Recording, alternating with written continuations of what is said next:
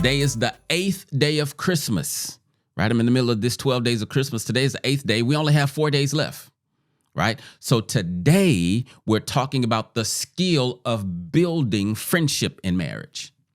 One of my favorite topics, absolute favorite, right? Building friendship in marriage. I remember one time I was counseling this couple, and I was trying to tell the husband, well, I was telling them they need to build their friendship. Like, you guys need to work on your friendship. Your friendship is weak. And the husband was having a hard time understanding what I was saying. I was having a hard time understanding why he was having a hard time understanding what I meant about friendship. But then I realized, because he was like, I don't see her as my friend. That's my wife. Like, she's not my friend. That gave me an indication that we're not talking about the same things when we talk about friendship. See, he was stuck on the concept of friends, where, it's spouse, friends, however, he was thinking about the concept. But I was talking about the practice of friendship. And so that's what I'm talking about today, the practice, like you practicing friendship, not, my wife is my friend, but then this person's my friend, so they equal. Come on. Like I'm not saying that, right? But we're talking about friendship in marriage. And I want to help you understand the importance of building and protecting the friendship in your marriage. It's very important. So there's a researcher, John Gottman. You may have heard of him before. I've mentioned him a few times. To be honest, I actually don't agree with everything John Gottman says. As a matter of fact, I disagree with a lot of what he says, but also I agree with a lot of what he says also, particularly things that he has researched. He's one of the few people that's actually done research on relationships. So he has this book called The Seven Principles of Marriage. And it's an excellent book. It's a really good book. And he talks about how he predicts divorce, and he talks about how, these 7 principles that make marriage work. Well, the first principle that he mentions in the book is friendship, based on research. Now, my thing is, I've always wanted to, quote unquote, marry my best friend, right? That was long before I knew that John Gottman had done research on the value of friendship. But here's in the book, he calls friendship, he calls it, he don't call it building friendships. He calls it building love maps, right? Love maps. That's a term that he's that's the term he used to describe the information that you know about your partner, right? So he calls those love maps. But when you read it, he's talking about friendship. And here's what he says: the more you know about your partner, and the better you know your partner, then the deeper your love can go. This is true in pretty much every relationship, right? When you meet someone, you may like them. Your love for them grows as you get to know them better, right? The only relationship where that is not the reality, where the more you know, the more you love, is, maybe like parent-child relationship, right? Like I don't love my children. So when they were born, I loved them. I did not love them. My love did not increase as I learned more about them. Now, it did increase as I learned more about life and more about me, but not more about them, right? That's just like our relationship with God, actually, right? His love for us does not get deeper because of knowledge, because he knows everything. So his love is as deep as it can go. He knows everything. And like I said, I don't love my children more or less. Well, I don't love them more because I know them more. But everybody else on the planet, like I can have a surface love for you, but for the love to go deep, I need information. And here's the problem: a lot of folk who get married or in relationships, you have very, very, very strong feelings for your partner, and you think it's love. But then when things start to get shaky, the relationship starts to fall apart. That's a clear indication that it wasn't love. It was just high emotions, because love finds its deepest roots in information. Yeah. So let me give you this quote. There's a quote from John Gottman.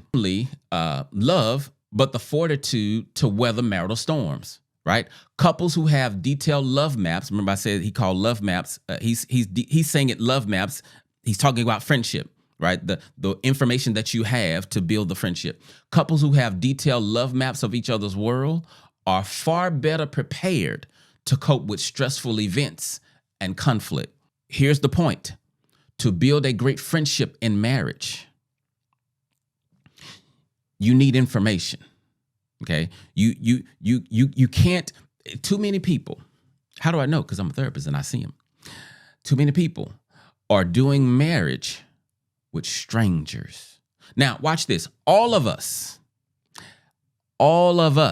every human who gets married, I believe, now this is the gospel according to Clifton. This is not research, right? I'm not John Guy. It's not research, not written down anywhere, but I believe that all of us marry strangers. Even the greatest, even folk who are madly in love. I've been waiting for you all my life. I can't believe this happened. Strangers. But the problem is, after 2-3 years, you still strangers. Y'all still strangers after all that time. Not that 3 years is a long time, but it's long enough for you guys not to be strangers. But here's the thing: the folk who come in my office, they've been married 5, 8, 10 years, and they're strangers because they haven't developed the skill of building friendship.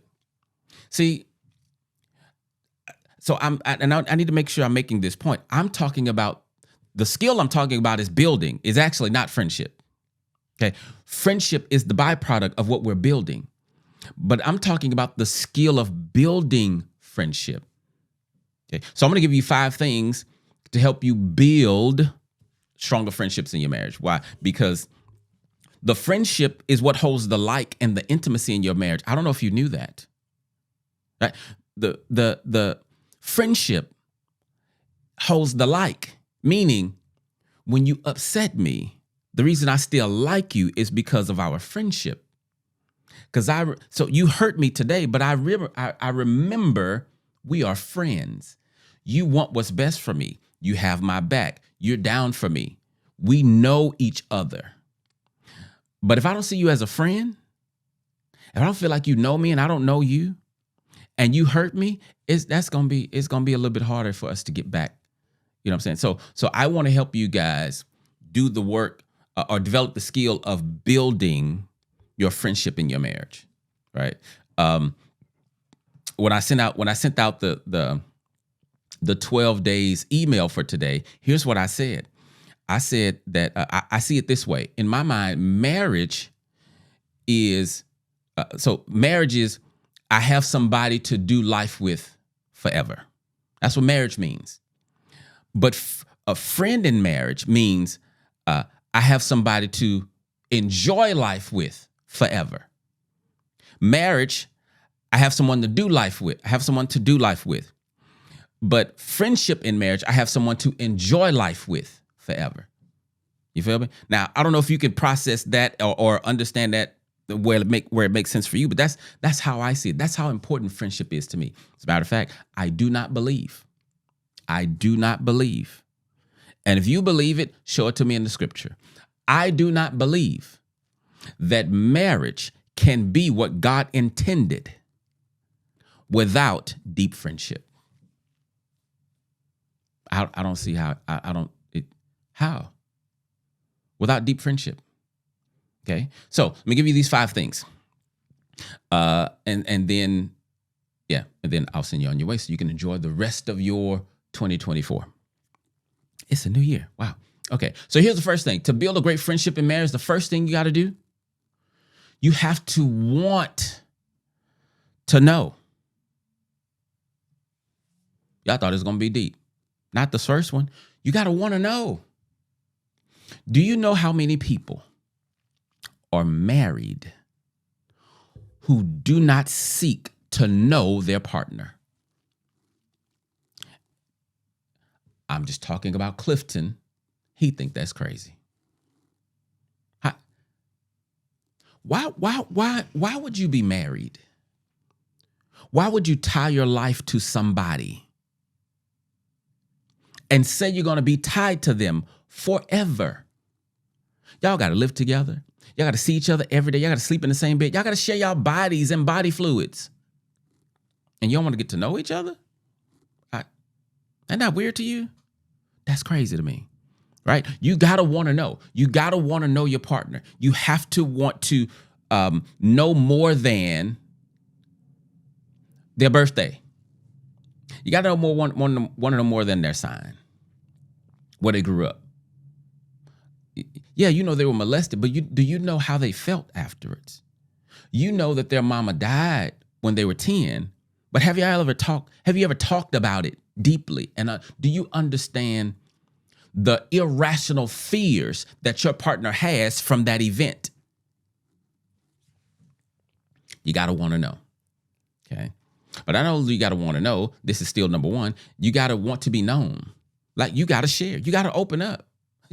If you want to stay shut down, locked up like a vault, marriage is not the place you should be. Marriage is about sharing.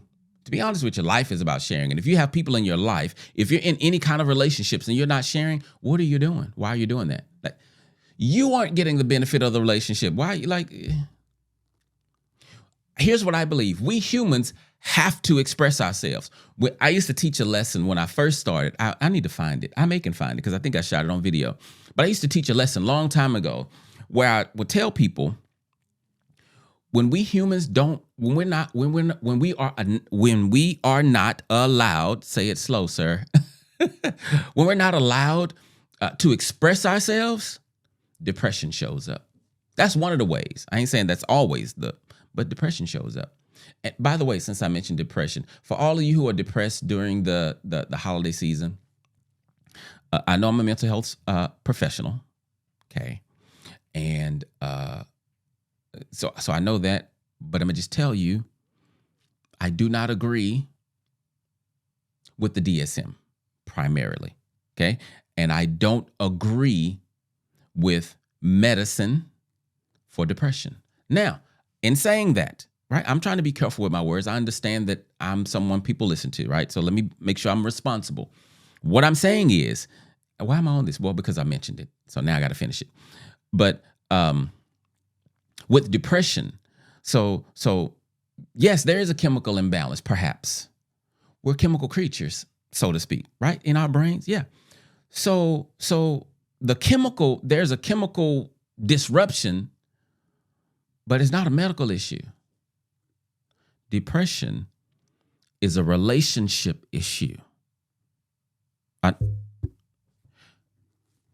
Depression is not a medical issue. So you may take medicine. If you're in a deep slump, like you're in a dark sunken place, you might need some medicine to get out, because it does help the chemicals and stuff so you can function. But I'm telling you, the way the chemicals got like that, more than likely, broken relationship somewhere. See, we humans malfunction because of relationships. It is primary to our existence. So think about this. When God created everything, he did not create Wellbutrin. Not back then, right? So what was God's cure for the broken heart? What was God's cure for loneliness and depression and anxiety and all that? Relationships. Did you know? I'm sorry, I'm chasing this rabbit so long. I promise I'm gonna get back to the trail. But did you know that it's God's design for another human being to be the medicine that you need? Not porn, not drugs, not alcohol. Another human being. God created connection to fill those voids. But when you show up to adulthood with injuries in your soul, it's difficult for you to connect, right? And so you're more prone to then search out for substances to connect with, but then that's only going to make your situation worse. Okay, all of that was for depression. Chased the rabbit, caught it, cut it up. I'm not going to eat it. I don't eat rabbit. Now I'm back to the trail. Here's number 2. So the first one, you got to want to be known. Number 2, you got to become a better friend yourself. If you're gonna build quality friendship in your marriage, you got to be a friend. Like, I think, I don't know, I can't remember where it is, but I believe it's in the Bible where it says, one who wants friends must first show himself friendly. I believe that's in the Bible. If it ain't, my apologies. I think it is. But anyway, so to become a better friend yourself, you got to work on the parts of you. Watch this. You have to work on the parts of you that could harm the relationship if left undealt with. Right? You know there are some things in your life because you don't know everything. Right? I have blind spots. There's like I can't see my face right now.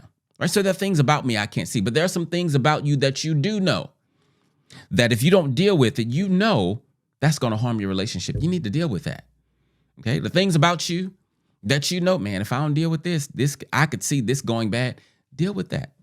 That's how you become a better friend. Or watch this, working on the parts of you that so maybe developing parts of you that's not that is underdeveloped, working on parts of you that is underdeveloped so that you can help your partner have a better experience on the planet. I know folk logging off right now. Y'all don't like. I've told you before, if you spent your marriage more focused on what you are giving than what you are receiving, your marriage would get better. As an asterisk, here's the asterisk. If both of you are doing that, if one of you is doing that, it could end up being an abusive situation. That is true. So be mindful, be wise, have boundaries, right? But I wonder, what would marriage be? What would it be like if we saw marriage as an amazingly fulfilling job, and the job was to do all you can to make sure that your spouse gets the most out of their time here on earth? Like a Disney representative, right? A Disney representative whose job is to make sure you have a good time at Disney. Like, I don't even know if they do that, actually, but that just came to my mind. I've never been to Disney, so I don't know if they do that. But you get what I'm saying. Like, what if we saw marriage as an amazingly fulfilling job? So you want the job because, man, this is the best job in the world. What if you saw marriage like that? But in a job, you're serving. You get a benefit. You get compensation, but that ain't why you're doing it. You're doing it because you love it, right? And if the job is, man, okay, so I've married this person. I got to figure out, I got to do all I can. Key, all I can, not what I can't. Not worrying about what you can't, but I need to do all I can to help this person let me change that. Get the most out of their experience on the planet. I wonder if marriage would change. What you think? I think so. I think it'd be way different. All right. So what's number 2? You got to become a better friend. Okay. Here's number 3. You have to be mature enough to understand that your spouse is not like you. What? What do you mean? Why do I have to be mature to know they're not like me? I know they're not like me. You know that in your conscious mind. But when you interact with them from the subconscious, and the way you interact with them, you send messages all the time. You should be like me. You need to mature to the place to where you can accept them for who they are. So let your partner show you who they are instead of you putting them in a box that you think they fit in. If you're getting to know them, you got to let them show you who they are. But so why did I mention maturity? Because when you're immature, when you see in them what you don't like in you, you will reject that because you'll think it's an attack on you, or you'll think they're sending messages about you. Like, or watch this. If it's something that they don't like, or something that you don't like, or you're not familiar with, and they move a certain way, and because you've never seen that, you think it's weird, because in your mind, you've always, a husband or a wife is supposed to do these things. This person is doing this. And so instead of learning and accepting who they are, you force them, no, that's not what a husband do. That's not what a wife do. If God didn't say it, where'd you get it from? You're making it up. But watch this. If you're making it up, they never got the memo. Like, they were not raised to be your lover. They were not raised to be your spouse. So whatever you made up as far as who they should be, they've been living a whole life before they met you differently. So now that they're with you, all of a sudden they need to change and just be somebody else. Well, if you had to do that, it's not going to work. Okay. So you got to have the maturity to let them be different and embrace the differences so that you guys can put those differences to work for the marriage. Not to fight about it. I said, I did this little video yesterday on TikTok because I was washing the dishes, right? I was washing dishes and I was listening to music and it just kind of hit me. Wasn't my situation, right? It's not my situation, but it came to me while I was washing the dishes. And here's what I concluded. If you marry somebody, I guess this is another little rabbit. If you marry somebody, and so this is an example. Apply this. I'm gonna use chores, okay? But apply this to other areas wherever it fits you. So let's say you marry somebody, and they don't clean the kitchen the way you like, okay? And I say that because I have people in my office who are fighting about chores, and I'm like, how y'all fighting about chores? Grown folk? Right? Anyway. Fighting about chores. So you've married someone who doesn't do the dishes like you. So one person, when they finish eating, they just put the plate in the sink. They don't run no water in it. They don't do anything. So the food is all stuck on it or whatever, right? The other spouse, when they finish eating, they wash their plate out. They still put it in the sink, but they wash it out. They wash out all the food. And so the spouse that washes out the food, they want the other spouse to be like them. And so this is a point of contention. They're fighting about it. And so this one spouse is like, why you don't ever wash out the plate? Like, you're making it difficult. And they're really fighting about it. I don't like the fact that you don't clean up behind yourself. Like, and then the same one who washes the plate out, they want the dishes washed every night before they go to bed. Like, when you wake up in the morning, the dishes, like, kitchen need to be clean. The other partner, man, I wash them dishes when they pile up and I ain't got no more forks. These two people are married. Before I continue, where did they learn that? They weren't born with it. They learned it in their family of origin, which means it's not like tattooed on their DNA. It's who they've learned to be. It's not a universal rule. So who's right or wrong? We don't know. Well, we do know there's not a right or wrong. So here's what I was encouraging people to do yesterday in my video. If you want the dishes washed every day, you got to wash them. I shouldn't say you got to wash them. But if you want the dishes washed every day, then maybe you should wash them. Because marrying someone and then expecting them to be like you, that's unrealistic.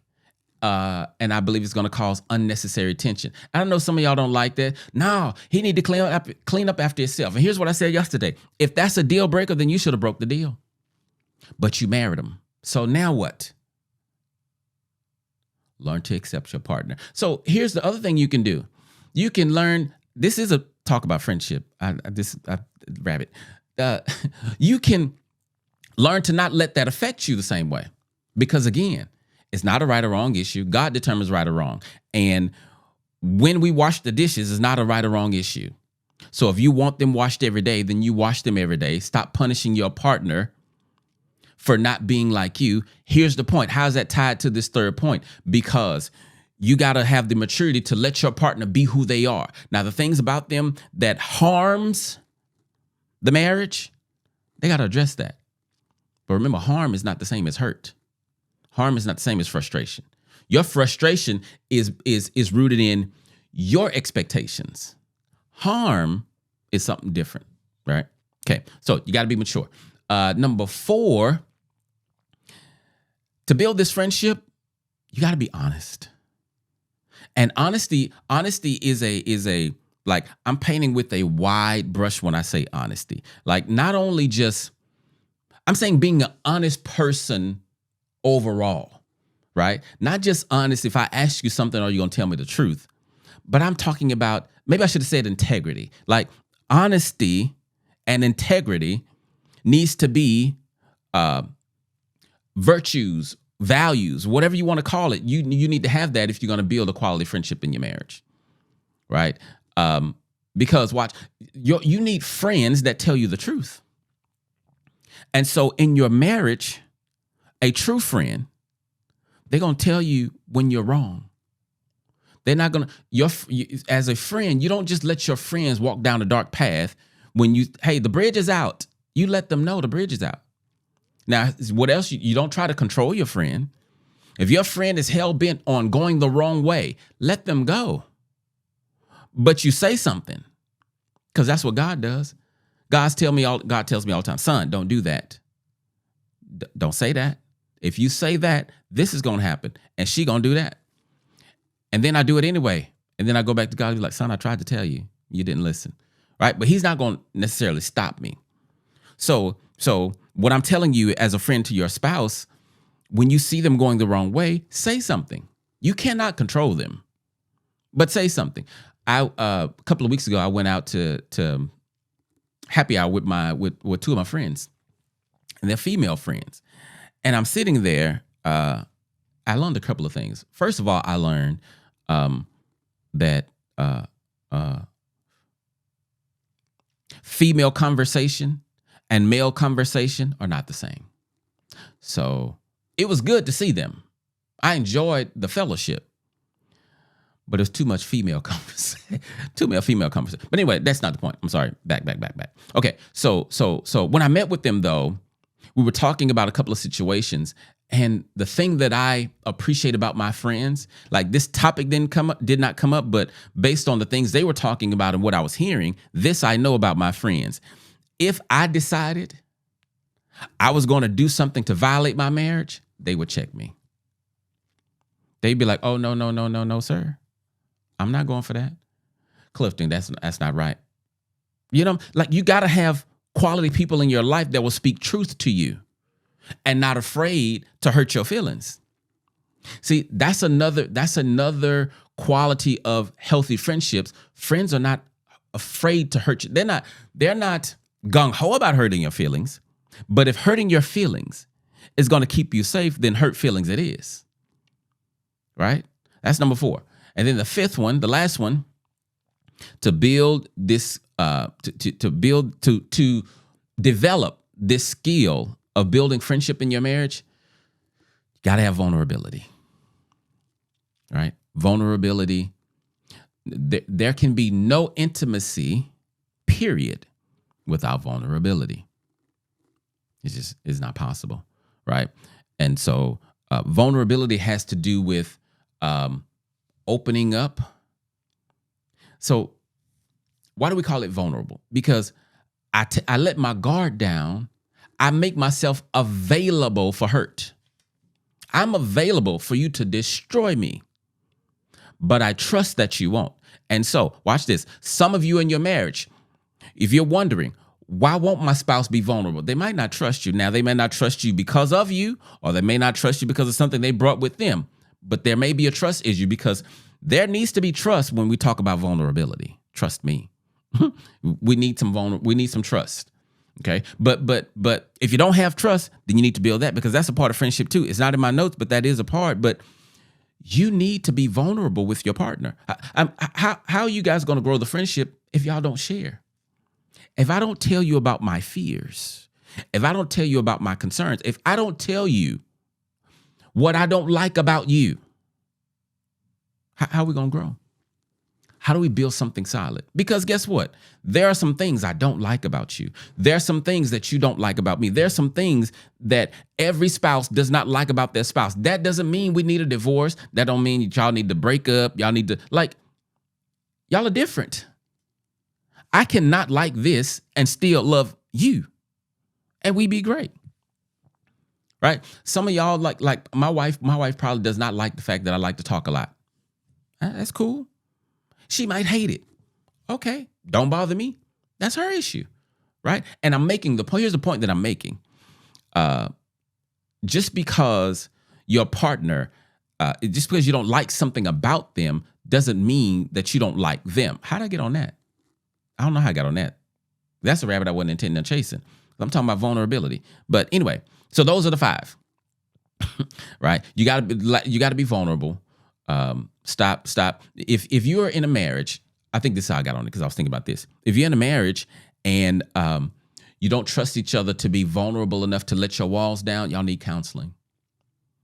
You might not need a divorce, but you do need to talk to somebody, because whether it's your issue or whether it's a y'all issue where it's both of you, like the relationship is causing the distrust, y'all need to talk about that, because being married and not being intimate, which you can't be without vulnerability, being married and not being intimate,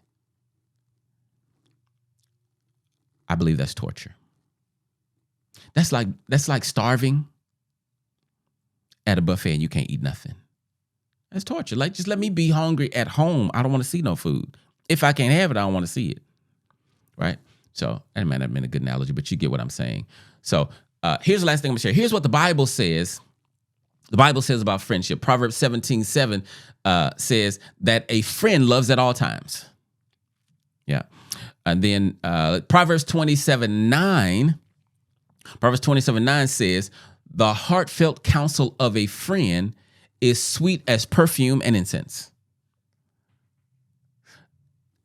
When your friend gives you counsel, it did not say the counsel was favorable, but the fact that your friend cares enough to counsel you, it's like a sweet perfume. But now here's my favorite scripture about friendship. Well, let me think. I don't know. This is one of my favorites. How about that? Let's go with this. Is one of my favorites. This is Proverbs 27:6. Here's what it says. Wounds from a sincere friend are better than many kisses from an enemy. Wounds from a sincere friend are better than many kisses from an enemy. What's that saying? When I talked about the honesty, if I love you and I'm your friend, and obviously we're married because I'm talking about marriage, right? So in my marriage, if I love you, we're friends. I'm going to share truth with you. The truth may hurt, but that's why I practice speaking the truth in love, because truth without love is like surgery without anesthesia. You may need it, but it is unnecessarily painful, and I won't get the message, right? But I'm a sincere friend. My wounds that I'm causing you, it's not to harm you, it's to help you. But it says it's better than many kisses from the enemy. So if you just want to feel good, your haters will laugh in your preacher quoted yesterday. They smile in your face, but all the time want to take your place. Backstabbers. You don't want folk just smiling in your face. Genuine friends don't do that. Okay. All right. So I want to give you something to go read. I read this story, I'm sure in Sunday school. So I was a kid, because it's been since I was a kid that I've been not fascinated. I've desired this kind of friendship since I was a kid. It's the story of Jonathan and David, 1 Samuel 18. Go read that. Okay. The Bible says that Jonathan loved David as himself. I think I need to teach a series on Jonathan and David, because Jonathan was heir to the throne. Like, Jonathan was Saul's son. Saul was king. David had been anointed king. Saul and Jonathan didn't know that. But when Jonathan met David, the Bible says that his heart was knit to David's, and he loved him as himself. Jonathan was such a loyal person that he loved his father. He died with his father, but he protected David from his father because his dad was trying to kill him. Saul was trying to kill David. And because of his friendship and his love for David, he wouldn't let it happen. But also, he loved his father. Ended up dying with him. I don't think that was wise, but But read the story of Jonathan and David, because I believe that if we take that kind of marriage, not David and Jonathan, they're not married, right? The Bible, I don't have to go into that, right? That'll be a whole nother rabbit. Take another 30 minutes talking about gays and lesbians, and I'm not doing that, right? But if I believe that if we had this kind of friendship in marriage, the divorce rate would immediately change. Immediately. As my little homie say, immediately. Marriage would change. Okay. All right. So I hope this was helpful for you. I hope my rabbit chasing and my foolishness. I don't think I was operating any kind of foolishness. Let me say my jokes. Hope nothing was offensive to you. If it was, please charge it to my head, not my heart. I'm just excited because it's the first day of the year, and I'm talking about friendship, one of my favorite topics. So hopefully this was helpful for you. Hopefully it blessed you. I'll be back tomorrow with what's tomorrow's 9? The 9th day of Christmas. All right. Y'all take care.